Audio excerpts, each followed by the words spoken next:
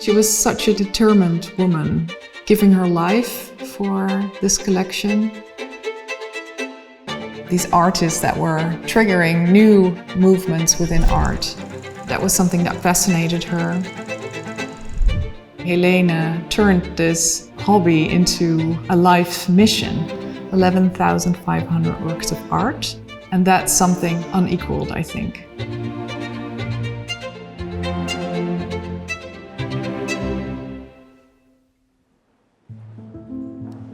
Helene Kröller-Müller came from a middle-class family from Germany.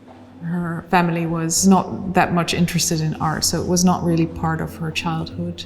It's quite impressive that later in life she found such a love for art. Her father founded a company called Müller & Co., a company in shipping and iron ore trading. And Helene met her future husband, Anton Kröller, at the Düsseldorf office. And they moved to Rotterdam.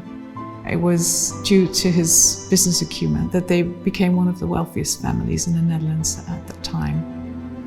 Her life took a very interesting turn in 1905 when she took art appreciation classes with her daughter. The teacher was called Henk Bremmer, and he was a very enthusiastic teacher, and he knew a lot of artists, he knew a lot of dealers, and he knew a lot about art. Because of Bremmer's very enthusiastic teachings, Helene wanted to understand what modern art was. She was so interested that she asked Bremmer to give her private lessons, so she would invite him to her home. And in 1907, she even asked him to become her art advisor because she wanted to create her own art collection.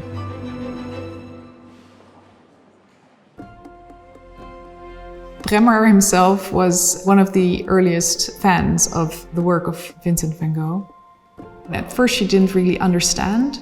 There's this really interesting anecdote that she, sitting in front of a Van Gogh painting, a still life with lemons, just staring at the painting, and suddenly she understood what Bremmer meant, how a painting can be spiritual or give an emotion to somebody. Eventually she would buy 90 paintings by him and another 172 drawings. What is really astonishing is the way Helene turned this hobby into a life mission, and that's something unequaled, I think. So in 1911 she became ill and she had to undergo a life-threatening operation. And she thought, okay, if I survive this operation, I'm going to collect the development of modern painting. That was her idea. And of course she did. She survived. And from 1912 onwards, she really went shopping and would buy 10 to 20 paintings in 1 week time.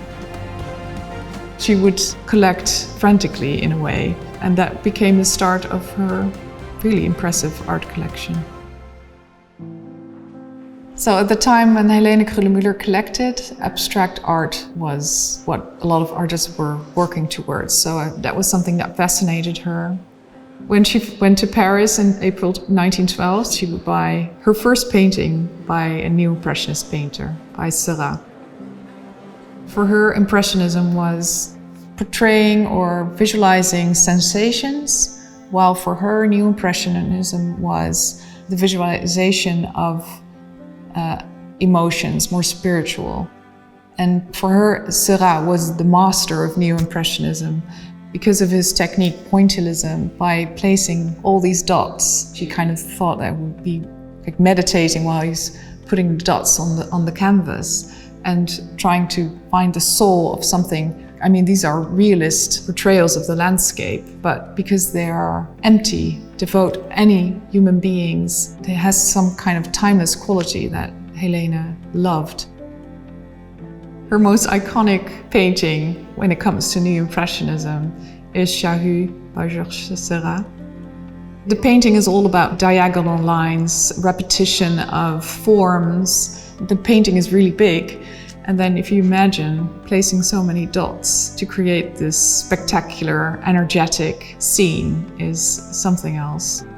It was one of her favorite pictures. It was in her drawing room, so she could look at it all day.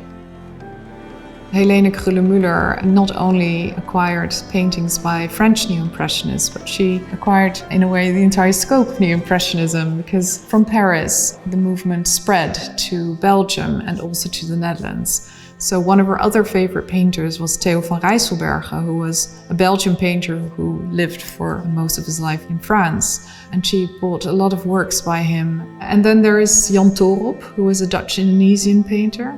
And he, in a way, introduced Neo-Impressionism in the Netherlands. So her art collection comprised about 11,500 works of art. And she wanted to bring this collection together in a museum. And she had a very interesting place for it in mind, because the Kröllers owned a very big part of a nature reserve. And Helene thought, well, I can build a museum in a city, but I can also build it in the middle of this grounds. So she, together with Henri van der Velde, designed this really monumental building.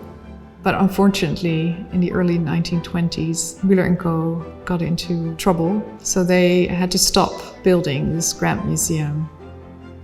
Helene didn't give up her dream, and so eventually, in the early 1930s, she persuaded the government that in return for the art collection, that they would pay for a temporary museum building, which again Henri van der Velde designed together with her. And that's still the building that is here today. She's thought of these paintings of the Neo-Impressionists like juxtapositions to the works of Van Gogh, and that's also the way she placed them in the museum. So you would walk from the room of the Van Gogh paintings that were, she calls them hammer blows, and then if you would come to the next room, it would be a very serene, quiet place where you have all these Neo-Impressionist paintings. It's really also a modern museum in its design. All the corners are rounded, and it's interesting that the walls were, we don't know that they were really white, but they were whitish at least, as we can see from the black and white pictures. And it was really very, well, we now know, future-proof to hang these artworks on white walls. So the museum opened in July 1938. Unfortunately, Helene didn't have much time to enjoy her museum, because 1.5 years later, in December 1939, she passed away at the age of 70. First, her coffin was placed in the Van Gogh gallery, surrounded by her favorite Van Gogh paintings. But eventually her final resting place is here on this hill, on the grounds of the museum, where she has a beautiful view of the park Hoog.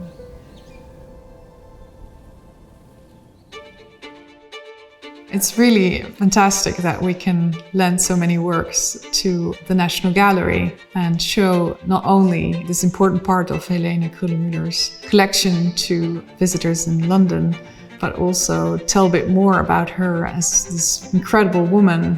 So I think she would be really happy to see all these works in such a beautiful place. She was such a determined woman. And that, I think, is remarkable. The love of art that she felt, giving her life for this collection, not giving up, even though times were sometimes difficult. It's strange that we don't know about Helene, even though her collection is world famous in a way. So yeah, it's time to tell the story also outside of the Netherlands.